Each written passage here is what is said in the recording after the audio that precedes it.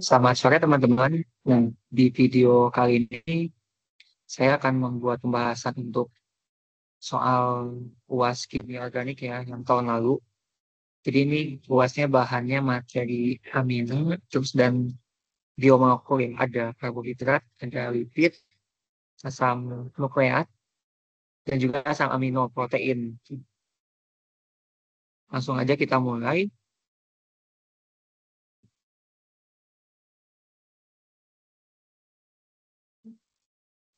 Setelah saya siapkan dulu share screen-nya.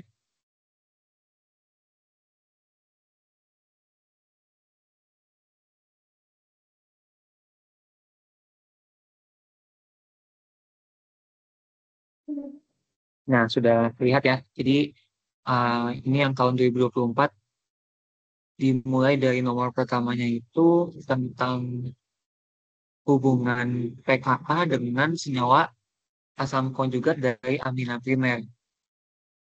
Oke, kita mulai.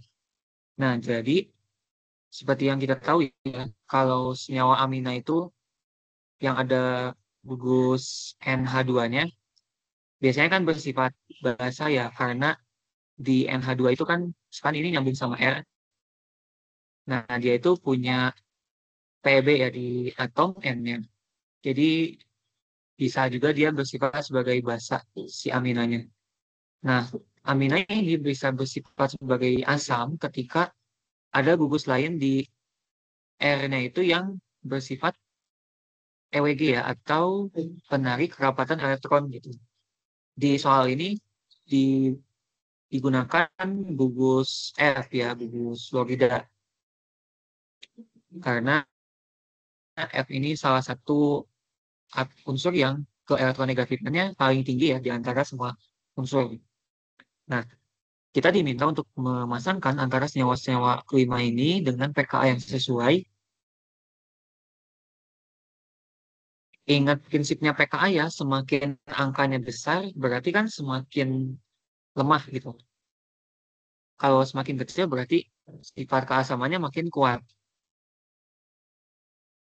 pKa makin besar, keasaman kecil, keasaman rendah. Dan sebaliknya, kalau pKa-nya makin kecil berarti keasamannya makin meningkat.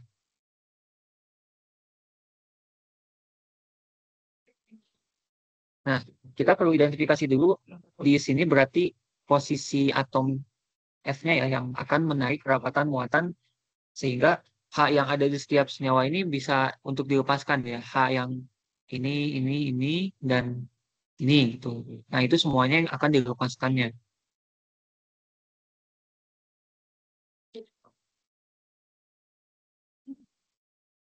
Dari antara A, B, C, D, E ini, yang kira-kira paling asam tuh berarti yang gugus penariknya itu berarti F-nya paling banyak ya dan paling dekat ke si atom H-nya. Berarti yang C ini ya, karena dia paling asam berarti pKa-nya kan paling kecil. Berarti kita simpen di sini. Tuh. Di sini ada 3 ya gugus F EWG-nya gitu. Yang bersifat sangat menarik kerapatan elektron ke atom F-nya gitu. Dengan ini ditarik kan berarti nanti ini akan paling lemah gitu.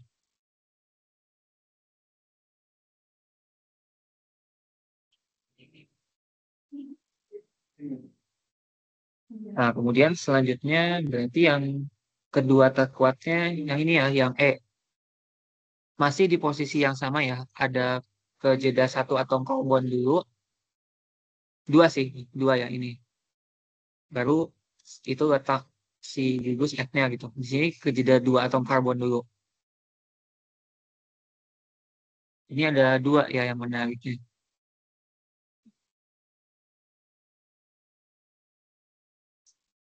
Berarti yang ini yang kedua terkuat. Berarti pKa-nya yang ini. Nah, yang terkuat ketiga berarti yang masih ada atom F juga, cuman dia sekarang eh,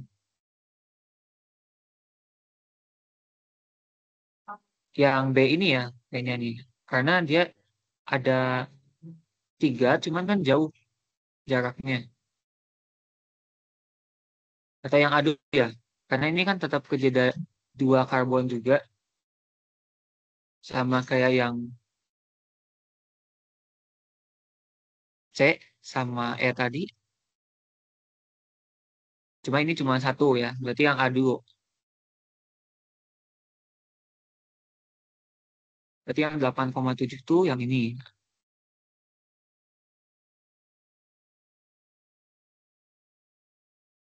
Terus baru yang terkuat keempat yang B ini ya. Karena sekarang walaupun F-nya ada 3, tapi sekarang dia udah kepisahnya sama 3 atom karbon. Berarti kan lebih jauh lagi ya. Nah, berarti kita bisa gambarkan kayak gitu.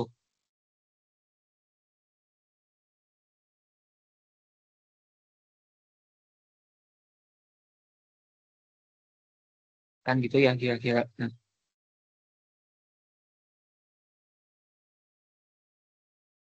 jadi ini yang keempat terkuat. Dan yang terakhir tentunya yang ini ya, karena tidak ada penaik elektron. Malah ini gugus alkil bersifat kan pendorong elektron ya. Jadi dia malah ngasih kerapatan muatan kan ke sini. Jadi hanya paling susah untuk dilepaskan yang ini. Gitu. Oke, jadi ini masih sederhana ya, yang nomor satu. Urutannya sebagai berikut.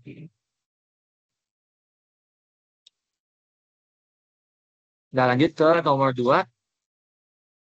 Ini masih tentang sifat kebasaan atom amina juga. Kalau tadi keasaman ya, karena bentuknya asam konjugat. Jadi dia sudah menerima tambahan satu H. Gitu. Dan itu yang hanya yang akan dilepaskan sama senyawanya. Di nomor dua ini, mana yang bersifat paling basa atom N-nya. Nah, kebalikannya dari sifat keasaman ya, kalau semakin asam kan berarti semakin mudah suatu atom H itu untuk dilepaskan. Itu menurut konsep Bronsted-Lowry ya. Sementara kalau di nomor dua ini, sifat kebasaannya kita bisa tinjaunya dari teori Lewis. Karena ini kan berhubungan dengan ya kalau si Lewis. Menurut Lewis, kalau yang disebut basa itu berarti seberapa mudah dia untuk mendonorkan elektron untuk membentuk ikatan kimia gitu. Nah, di sini ada banyak ya atom N-nya yang kita perhatikan. Yang perlu kita pahami bahwa kalau ada atom N yang terletak dalam suatu sistem aromatik, kalau dia terletak dalam sistem aromatik, dia bisa terdelokalisasi kan ya elektronnya. Jadi tidak stabil kalau untuk dipakai buat ikatan. Misalkan yang di sini. Nah, di sini kan ada satu PB ya.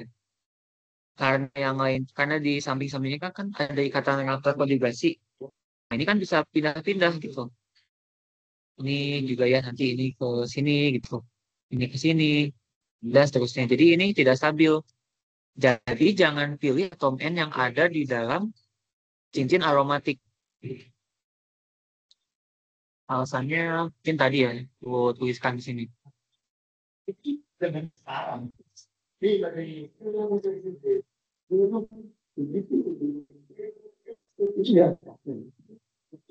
Nah, atom N yang ada dalam cincin aromatik, salah, PEB pada atom N yang ada dalam cincin aromatik dapat mengalami resonansi.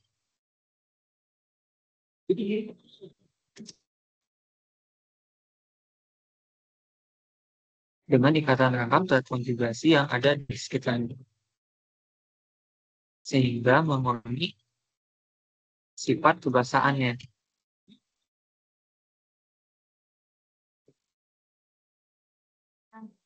Nah, kalau gitu yang ini juga berarti nggak bisa ya. Ini nggak bisa, gitu. Ini nggak bisa. Ini juga, coba kita cek atom N yang ini. Nah, atom N di tengah-tengah itu sama-sama kan punya PW juga. Jadi sekali lagi ya, kita pakai prinsip kalau semakin dia kebasaannya kuat, berarti dia paling mudah menerima H plus yang bisa digunakan untuk berikatan dengan atom lain atau dengan proton ya misalnya. Nah, kenapa dia punya sifat kebasaan yang paling kuat? Karena hibridisasinya ini kan berarti domain 4 ya. Hibridisasinya sp3 ya kalau yang itu. Sedangkan kalau yang lain kan sp2 semua. Nah, ini sp2. Kita kasih tanda aja deh. Eh, atom N yang hibridisasinya sp2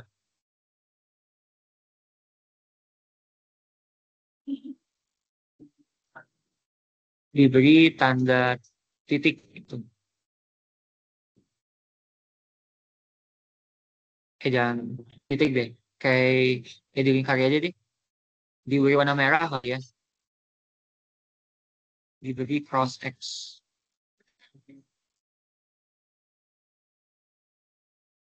Nah, yang ini kalau ini mesti SP3 ya kayaknya. Ini juga SP3, ini SP2 nih.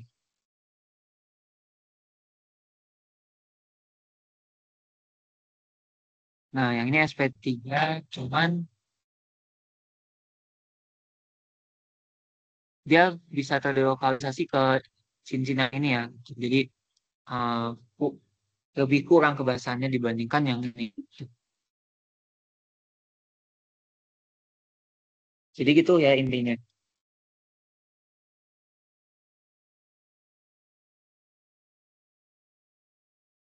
Ini tambahannya di sini di bawah jika atom bukan jika Pb pada atom N tidak terlibat dalam delokalisasi, maka dia lebih mudah untuk menerima proton dan membentuk ikatan.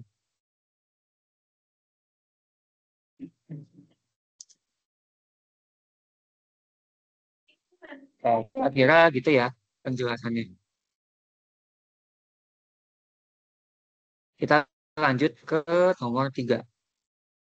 Nah, sekarang bagian-bagian sintesisnya buat si amina. Jadi ada 5 langkah sintesis ya di sini. Yang mau kita sintesisnya tuh namanya tiramin. Jadi awal akhirnya kita udah dikasih tahu nih pengen jadi tiramin. Cuman kita tuh perlu nentuin awalnya ini kita perlu prekursor apa aja nih A, B, C, D, E-nya. Nah, kita lihat satu-satu ya. Jadi kalau yang nomor 1 ini, kalau ada senyawa kayak gini, ini udah pasti sintesisnya sintesis Gabriel.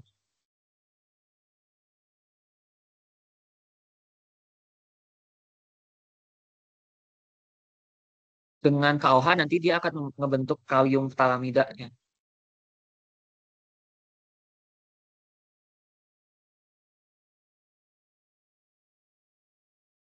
Oh ya, BTW ini tuh A, B, C, D, E semuanya untuk sintesis amina primer ya. Ini kan primer nih.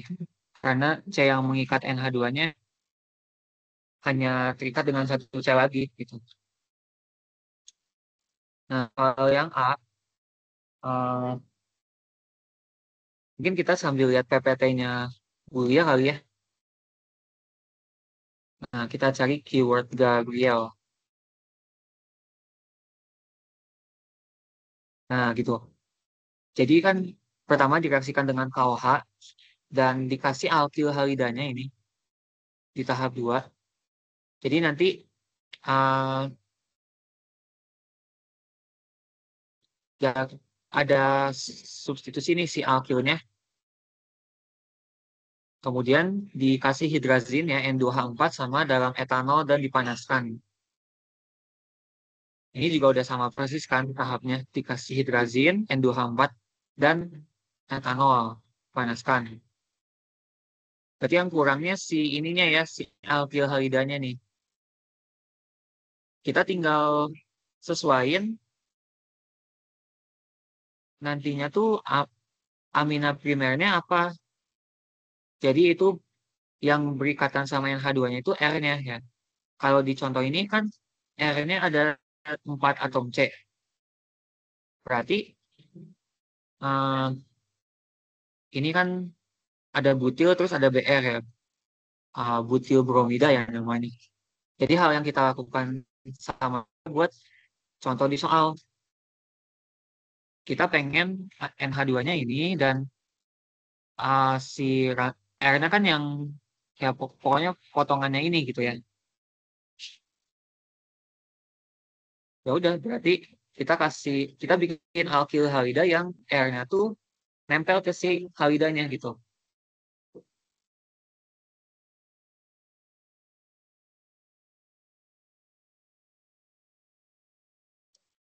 Apa ya? Tinggal kita ibarat ngeganti NH2-nya sama Br kan.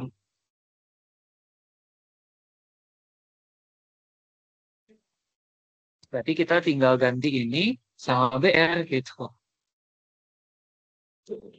Jadinya nah, 1, 2, 3. Gitu ya. Jadi terus yang B. Kalau B ini gampang ya. LiA-4 kan reduksi kuat. Berarti prekursor yang direduksi menghasilkan amina tuh bisa nitril ya, bisa amida. Kita lihat slide-nya dan kita cari keyword LiAl4.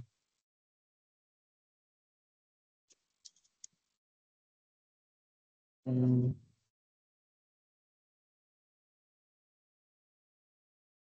bukan yang ini ya. Ini ada nih di bagian A nih, di bagian akhir. Nah, ini dia ya. Jadi bisa dari senyawa nitril yang warna biru ini atau dari amida gugus COM. Sama persis ya direaksikannya kan dengan AlH4 dan H2O. Nah, jadi kita bisa bikin dua kemungkinan jawaban.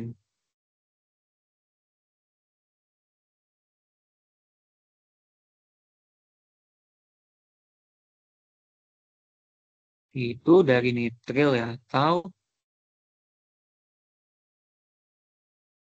dari amida.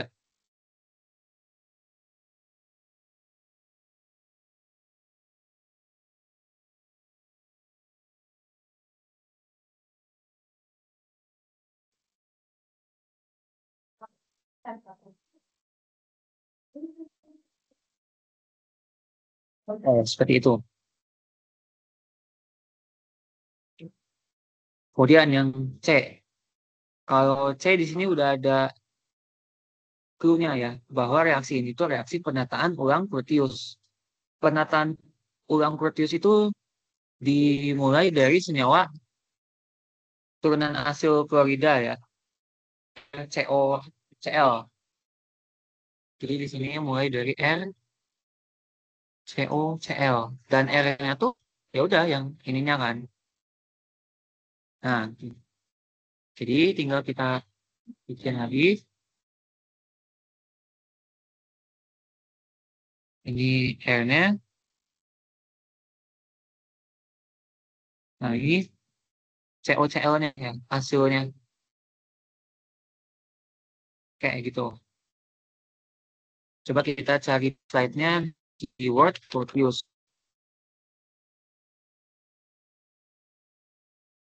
Kayaknya masih di awal-awal ya. Atau di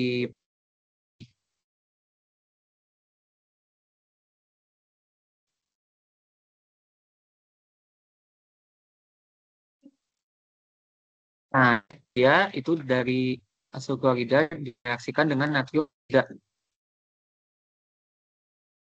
Jadi langsung ini COCl-nya keganti sama NH2. Berarti kita mulai dari yang sebelah sini, ini tuh udah dianggap sebagai, sampai sini dianggap sebagai R-nya ya gitu.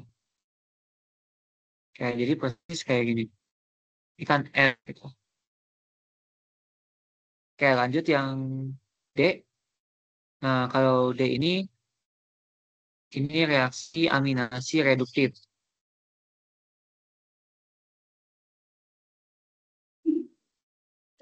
Tapi amina yang kita gunakan tuh bisa aminanya amonia atau amina primer atau amina sekunder. Karena kita menggunakan amonia, nanti dihasilkannya kan amina primer. Kalau kita menggunakannya amina primer, nanti dihasilkannya amina sekunder. Dan kalau kita menggunakan amina sekunder, dihasilkannya amina tersier ya. Kalau amina tersier bisa nggak? Nggak bisa ya. Bisa jadi amina kuartener. Maaf. Oke, berarti ini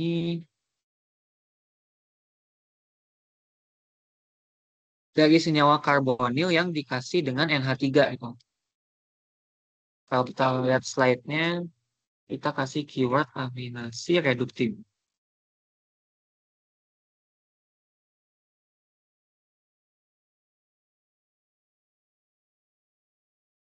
Kayaknya subbab yang ke-6 nih.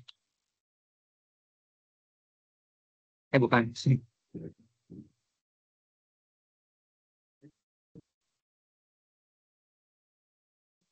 Nah, itu ada. Oh, sebab. Jadi aldoketon kalau dikasihkan dengan 3 tadi ya, dan pakai reduktor di mild ya, di Na. Kan kalau ada BH4 kita ganti satu hanya pakai Cn. Jadi BH3Cn. Ini ya. Atau bisa juga Li3Cn.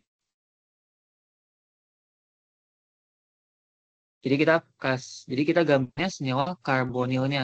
Nah, aldehid atau keton. Tapi kalau dalam hal ini pakai aldehid ya.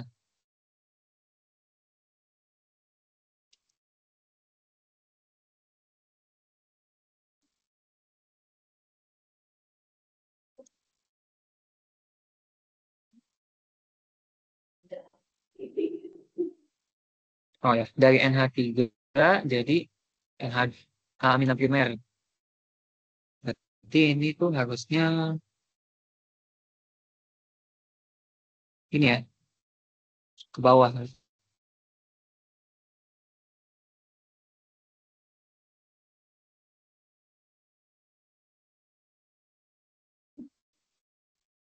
Kan eh, di sini C-nya itu O-nya diganti dengan NH2.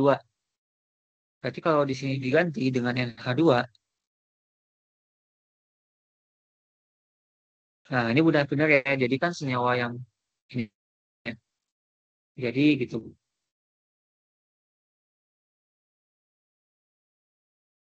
Terakhir yang E. Yang E ini salah satu penataan ulang lainnya selain penataan ulang Curtius yaitu Hoffman. Kalau Curtius tadi starting materialnya dari Florida. Kalau Hoffman dari amida. Hoffman ada di tadi ya dekat slide-nya Curtius.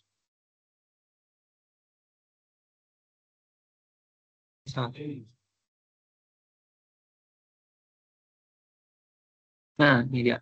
Jadi dia menggunakan amida ya di sini.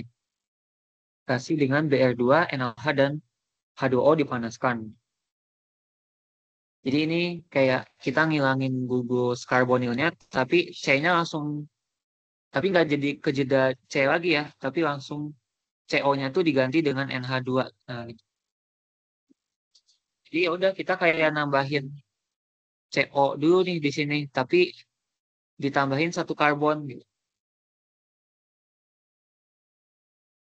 Berarti jadinya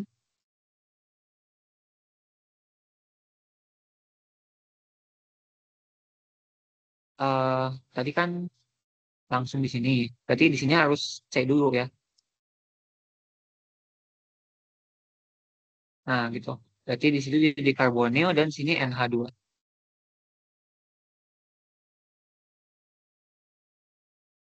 Sama kayak yang B ya. Sini aja deh. Nah, gitu. Nah,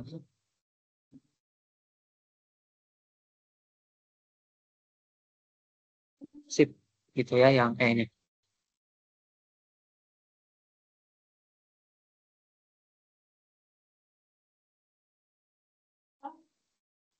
Tadi ini asalnya nitril atau amida. Oke, nah terus yang berikutnya diminta bikin mekanismenya dari senyawa C dan E jadi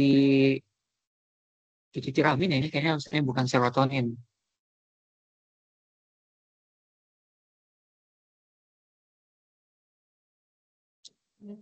Nah, berarti kita mulai dari kalau C kan tadi yang Proteus ya, berarti kita mulai dari asil klorida, turunan asil klorida.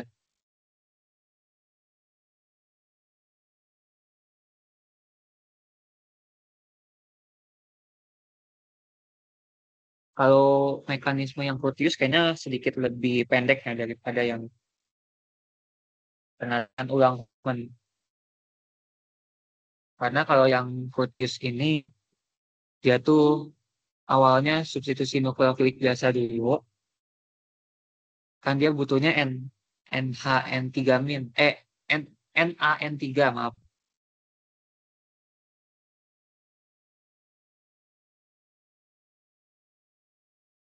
Jadi kan butuh ion azida dulu ya. Azida tuh kayak gini strukturalisnya, berarti elektronnya harus 16 ya. Ini baru 8.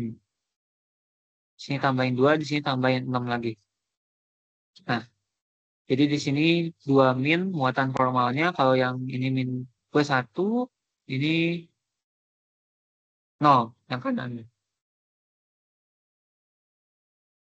Oke, jadi PEB di N yang paling kiri nyerang ya ke si C karbonilnya, nyerang ke situ. Jadi Cl-nya lepas ya living group. Jadi terbentuknya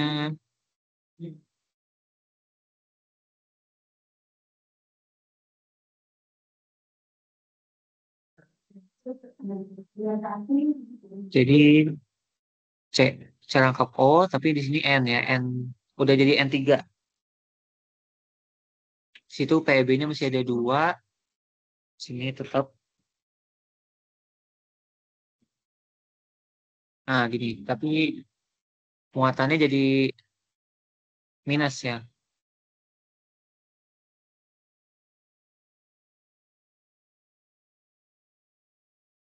Terus sekarang kalau penataan ulang Proteus itu nanti akan melepaskan N2 dan si R-nya ini tuh pindah ke, kan asalnya R-nya ini ngikat C karbonil. Nanti R-nya tuh pindah ke si N-nya. Nah, jadi tapi ini harus ada yang apa ya, memulainya dulu dengan si PEB-nya tuh pindah ya ke ikatan CN. Jadi dia ngebentuk O rangkap 2C, C rangkap 2N. Jadi ini pindah ke sini. Nah, kan penuh ya. Jadi yang ini harus pindah ke sini. Salah. Ke yang ini. Jadi kan nanti jadi N ikatan sama R. Jadi yang ini putus ngasilin N2.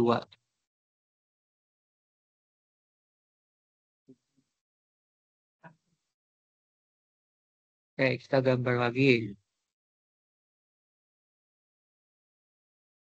Di sini O. A, terus 1, 2. Kan sekarang jadi ikatannya sama N ya, si R-nya tuh berarti jadi kayak gini, N, rangkap 2C, rangkap 2O. Di situ PB-nya masih ada ya, jadi tapi muatannya udah netral. Nah, gitu. Dan dilepaskan N2 ya, karena ini, nah gitu. Ini kan lepas. Tambah N2.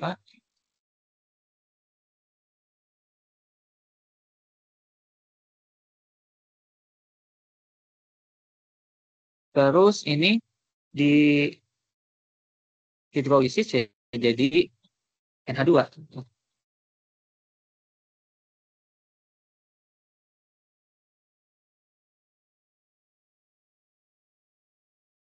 Tapi kalau yang ini nggak ada dijelasin mekanismenya ya, kalau di Solomon, jadi langsung aja lah pakai H2O aja gitu. Bentar.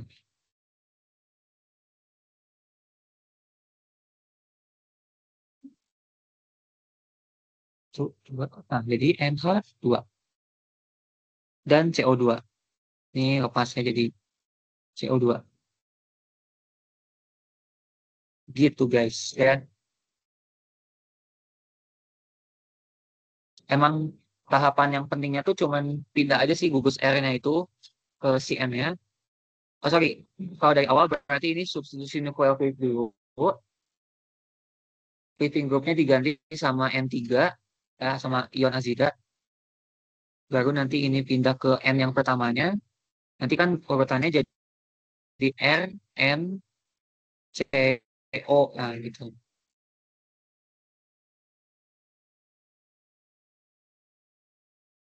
Terakhirnya tinggal di hidrolisis aja. Itu yang mekanisme penataan ulang Proteus. Sekarang mekanisme penataan Hoffman yang dari senyawa E-nya ya, dari amida tadi. Nah, kalau Hoffman agak cukup panjang ya. Dan ini cukup habisin space kayaknya. Semoga bisa di kotak ini ya. Hmm.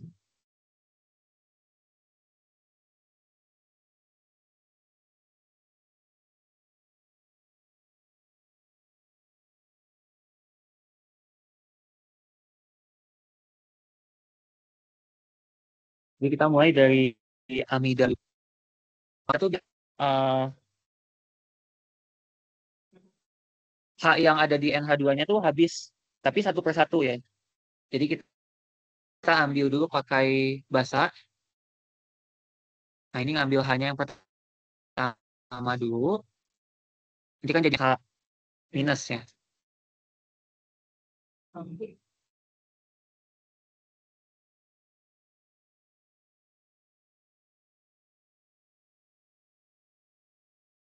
Lagi ininya ya. Tapi mau gimana lagi?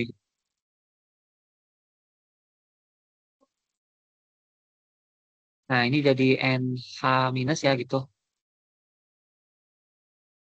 Atau gini aja deh, biar kalian lebih kebayang. Aku bikin yang lengkap nih. Nah, minus.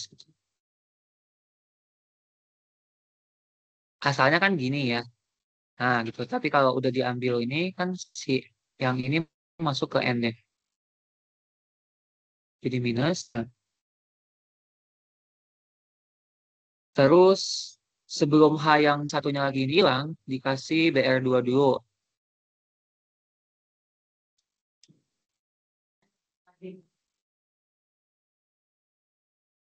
Nah, sekarang kan ya, PEB dari N-nya, BR,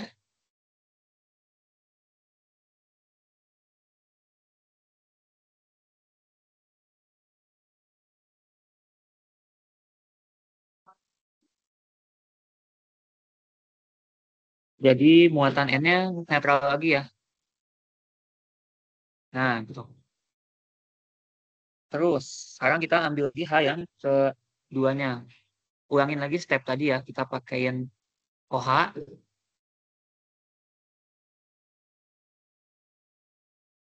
Jadi ini ngambil, nah ini masuk ke N-nya.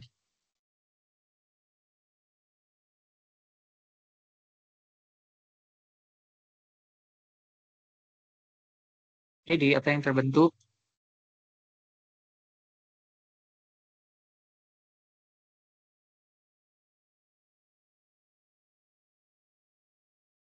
Hanya udah nggak ada ya, tinggal BR aja. Tapi HN-nya jadi minus. Nah, tuh. Nah, sekarang baru penataan ulang Hoffman-nya nih. Kalau tadi kan bagian penataan ulang Curtius di bagian si R-nya pindah ke N. Ya, yang ada di sini. Mana? Nah, ini R-nya pindah ke N ini. Kalau sekarang, sama juga. R-nya itu pindah ke N juga. Jadi yang ada di sini pindah ke N. Nanti kan N-nya pengen bikin kayak tadi ya, RNCO. Berarti ini membentuk ikatan, enggak, sebelum itu ini si PB-nya nge-trigger dulu untuk jadi ikatan angkap C double bond N ya, baru ini pindah ke, nah gitu, baru BR-nya lepas sebagai leaving group. Jadinya kayak gini,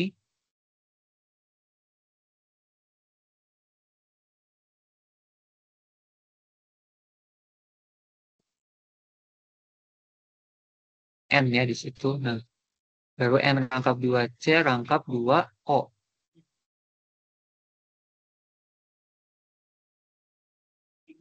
Tapi N-nya udah nggak bermuatan negatif lagi ya, udah biasa. Nah, gitu. Nah, tahap itu tadi yang kita sebut sebagai penanaman ulang Hoffman-nya. Hoffman rearrangement. Ada M juga ya yang dilepaskan tadi. Eh, enggak. Itu mah Proteus, maaf, maaf. Udah sampai situ kebentuk RNCO. Nah, sekarang kan kita pengen melepasin si CO-nya ya sebagai CO2. Jadi kita serang dulu dia jadi COOH, jadi kayak terbentuk karboksilat dulu gitu.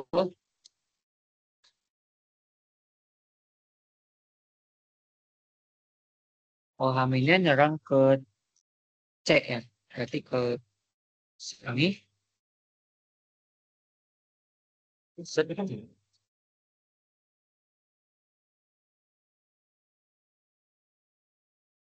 Ini akan masuk ke O. Nah, kita gambarin lagi. Enggak, jangan ke O. Kan pengennya jadi COH. Kasih ke si N-nya, salah-salah.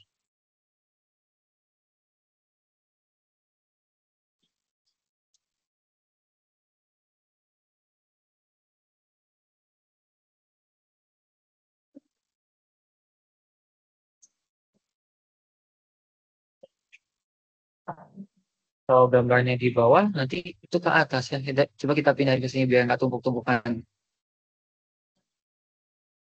Nah, terus C ya. Nah, C-nya jadi carang O sama COH. Sama OH.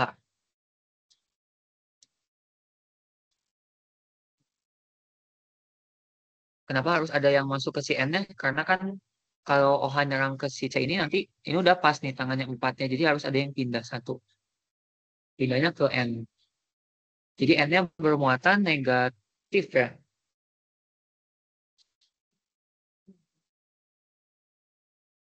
Alah jelek. Nah gitu. Terus ini diapain ya supaya eh H-nya keluar.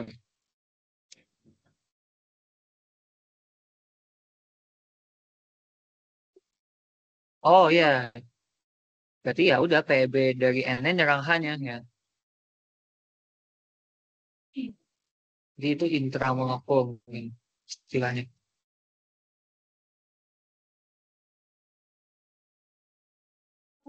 Jadi kan biar nggak dia minus lagi jadi kayak gini.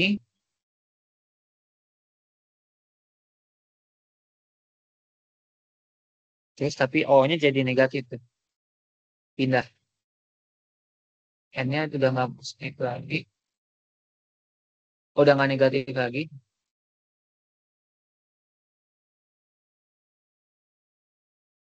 Ya, kayak gambarin deh ya, biar jelas. Nah, gitu. Ini jadi O minus. O minusnya bikin masuk ke C, biar jadi CO2. Nah, ini kan udah 4 tangannya, jadi ini putus. Menghasilkan, melepaskan CO2, dan ini jadi minus lagi si N-nya.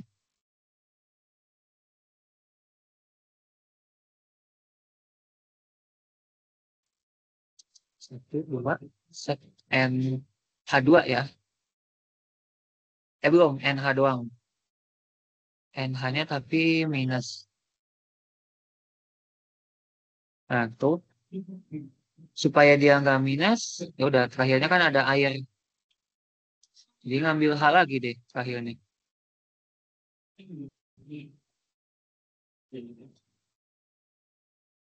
Sudah jadi ya. Itu. Eh, jadinya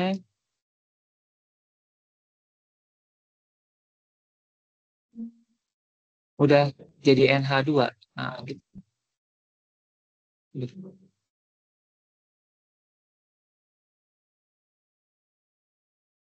Satu, dua, tiga. Oke ya, jadi tiramin. Agak panjang ya emang si mekanismenya Hoffman. Tadi tengah-tengahnya ada penataan ulangnya di situ ya. Prinsipnya sama, berbentuk RNCO. Cuma karena RNCO kan ini dari amida ya, jadi agak panjang ngelepasin CO2-nya. Kalau yang tadi langsung hidrolisis aja gitu, yang ini sama aja sih prinsipnya gitu. Cuma emang yang di slide tuh mekanisme Curtius emang gak dijelasin juga sih bagian yang ini. Mungkin sama caranya kayak yang tadi.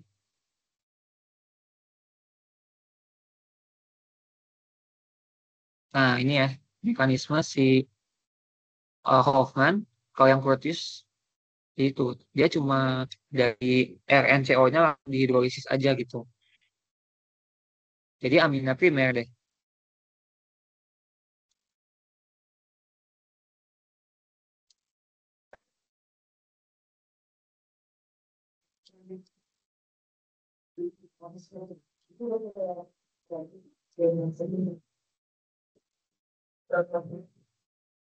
Oke gitu ya. Kita ke nomor terakhir, nomor 4. Nomor terakhir bagian aminanya ya maksudnya.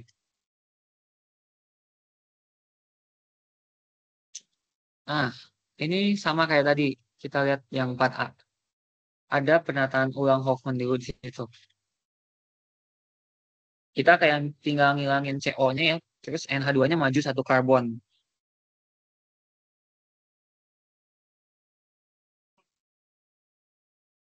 Itu O sama gugus etil ya. Kita tulis eto aja deh. Nah, itu jadi NH2. Harus tengah-tengah.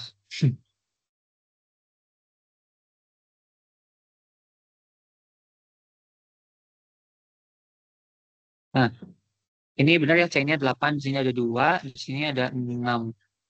Hanya ada 8, 2 tambah 5, 7. Tambah H1-nya di...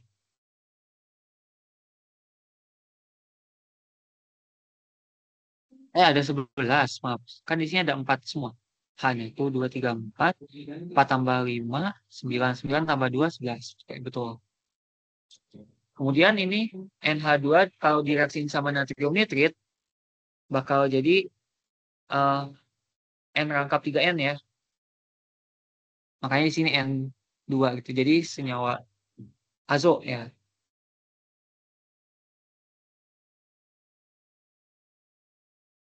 Ini jadi N rangkap 3N. Nah, gitu.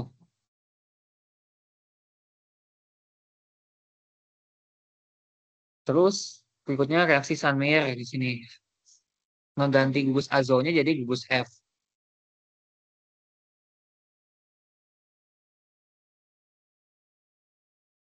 reaksi Sunmeyer ini macam-macam ya. Ada yang bisa diganti N2-nya jadi CN pakai CuCN, ya, pakai CuBr. Coba kita cari Sunmeyer.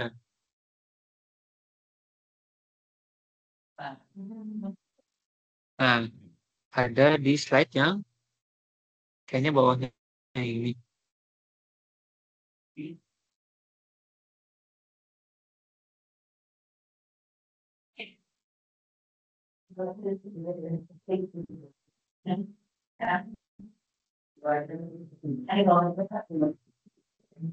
Ini ya? Oh ini ada di atas malah. Nah, gabungin sama CuCl, CuBr, CuCN atau Ki gitu.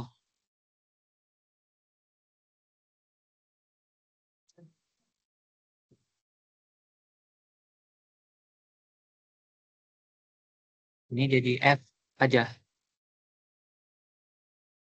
C-nya tetap 6 ya, 8. 6 tambah 2 hanya 9, 5 tambah 4 F. Oh, oke udah benar. Oh, udah sampai situ aja. Cuma 3 kali proses. Nah, terus yang B, ini degradasi Hoffman.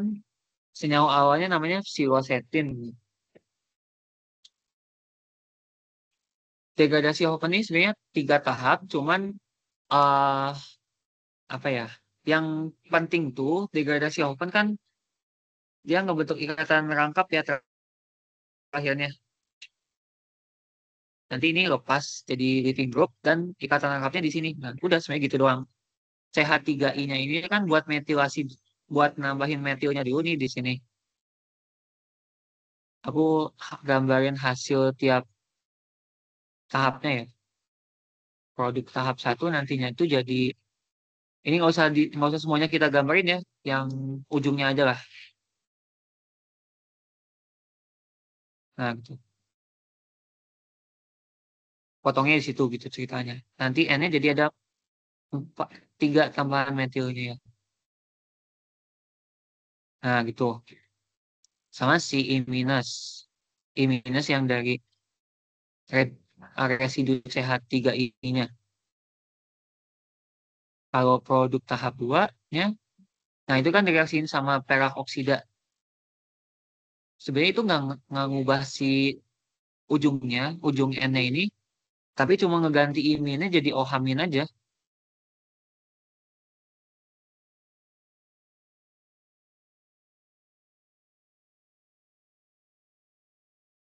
Nah, ini tetap, tapi ini jadi ada OH- gitu, tuker substitusi mungkin ya anionnya. Nah, terus yang ketiga kalau dikasih kalor, nanti ini putus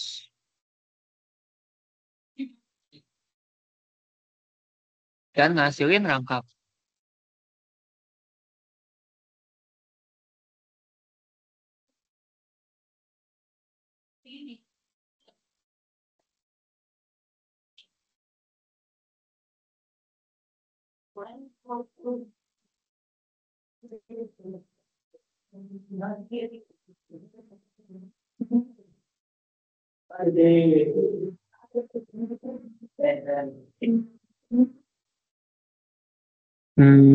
Di sini tuh, bukan situ ya, sini.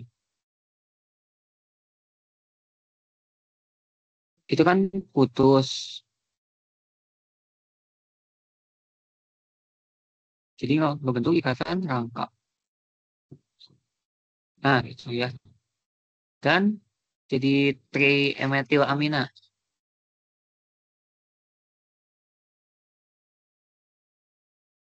Nah, gitu ya.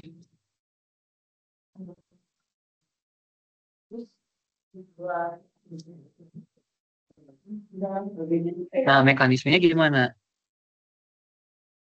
Mekanismenya yang yang tahap 1 dulu ya, dikasih CH3I. Ah, males juga gambarin cincinnya ya. Sebenarnya itu nggak penting, yang penting yang ujungnya doang.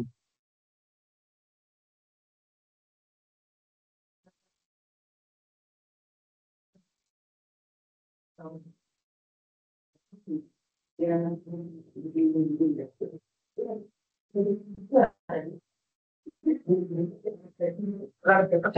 ada dua.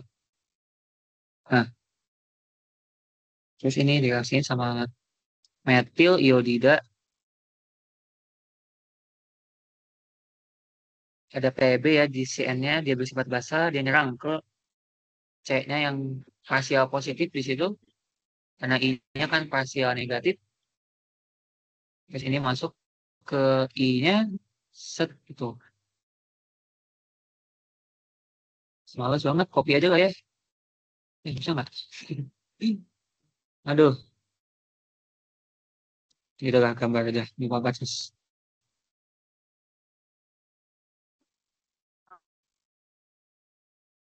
Ini sedikit kok tahapnya, tidak sebanyak teman tadi.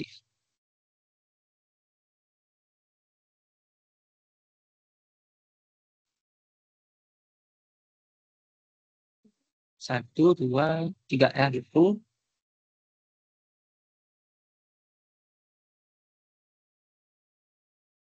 Nah, supaya H-nya nggak positif di situ, kita kasih basa ya, biar ngambil hidrogennya.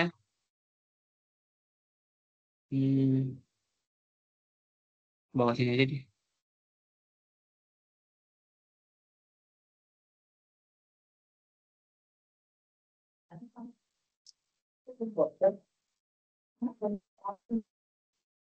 Di sini ya yang ya. Nah, gitu. Itu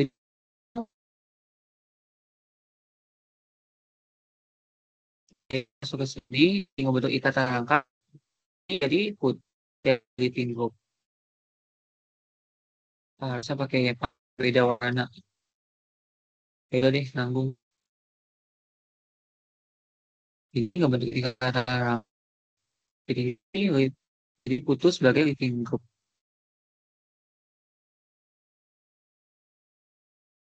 Jadi aja.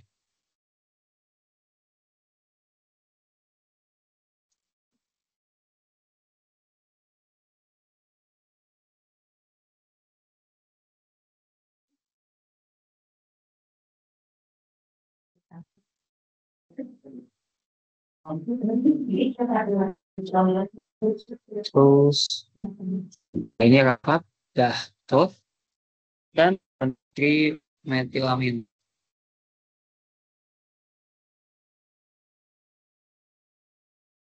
Mau sini aja. Nah, jadi seperti ini ya. Oke, kita yang terakhir minanya ini ada sintesis sudah. Pertama interaksinya ada aromatik. Jadi jangan dilupain lagi cari satu. Ini reaksi nitrasi dulu kan.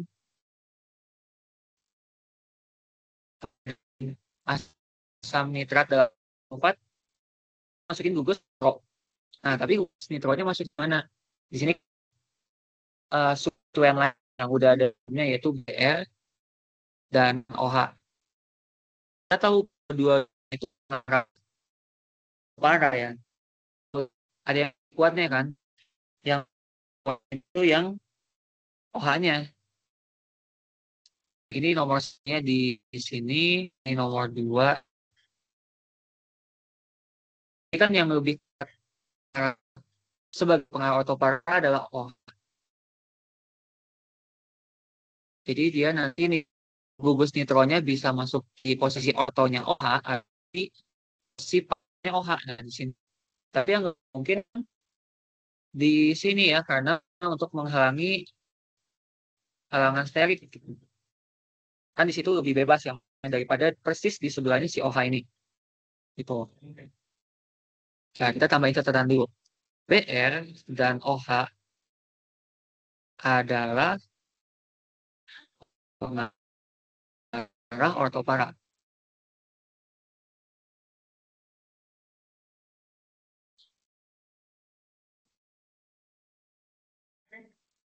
Coba ingat lagi slide yang aromatik ya. Coba kita buka nih, contohnya. Kalau nggak salah halaman tengah-tengah ya 50-an. Nah, ini dia. Ya. OH tuh lebih kuat, lebih pengaktifasi lebih kuat ya daripada si halogen. Eh, Yang pengarah meta tuh ada nitro, ya di sini ada sulfur, ada juga gugus-gugus karbonil. Nah, itu pengarah meta. Dan dia pendeakrasi.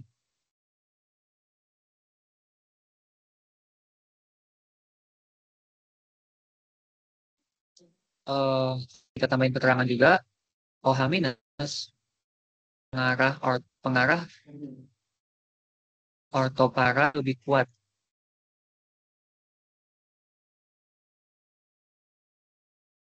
dibandingkan halida.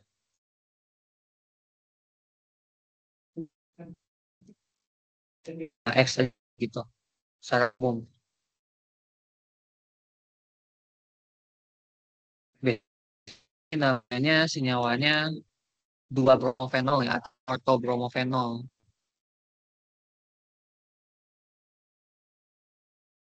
Kalau kita nitrasi di masuk gugus nitro di posisi nomor 4.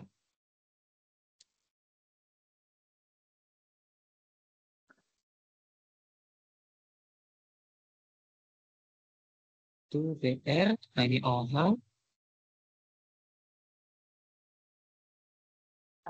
ini NO2. Set, gitu. Sama IUPAC-nya 4 nitro, 2 bromofenol.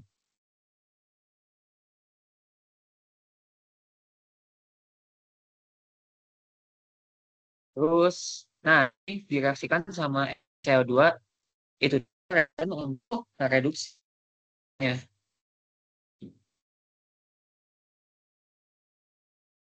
Itu gugus amina.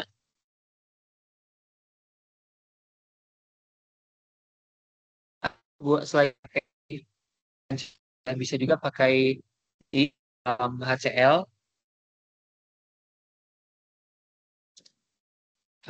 kasih opsi gitu ya, atau bisa juga dengan gitu.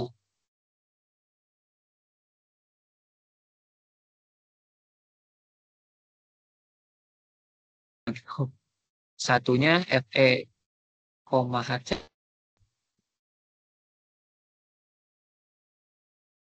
dan NaOH.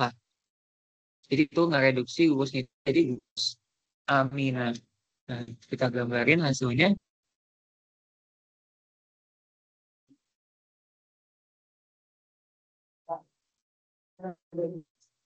Jadi NH2. Nah, akhirnya asat nitro jadi amino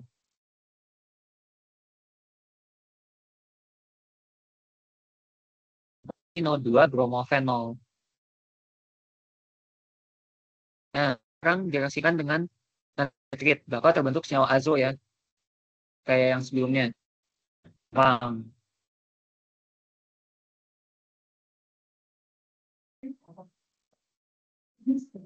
Di N rangkap 2N.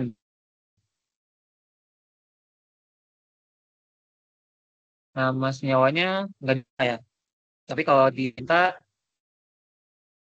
di senyawa diazonium ya, atau senyawa azo. Jadi namanya diazonium 2 bromofenol.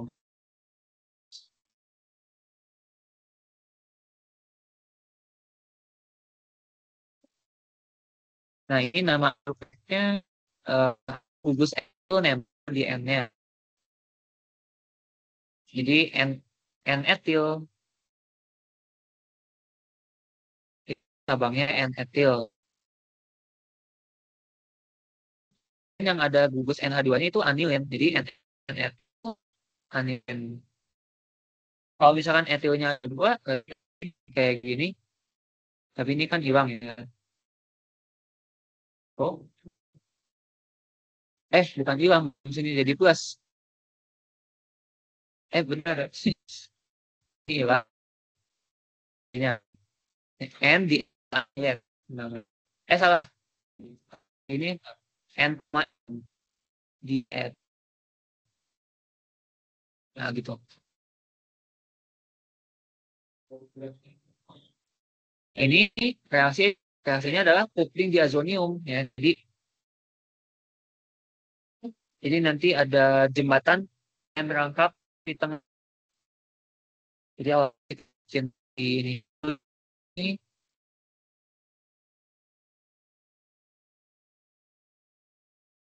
nah jadi N merangkap ke N ya. Terus kayak patah tuh.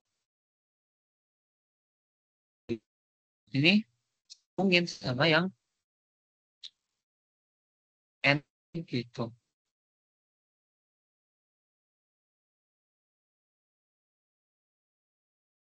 Bukan di situ deh, sorry sorry. Nah di sini ya. Ini kan tetap ada nanti di ujungnya. Kita nyambungin N ini sama posisi parahnya dari si yang ujungnya. Itulah saya kira.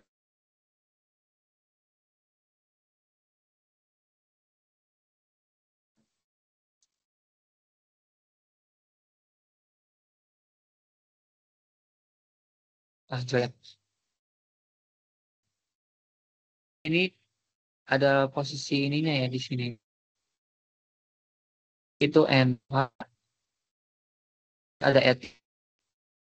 Nah, jadi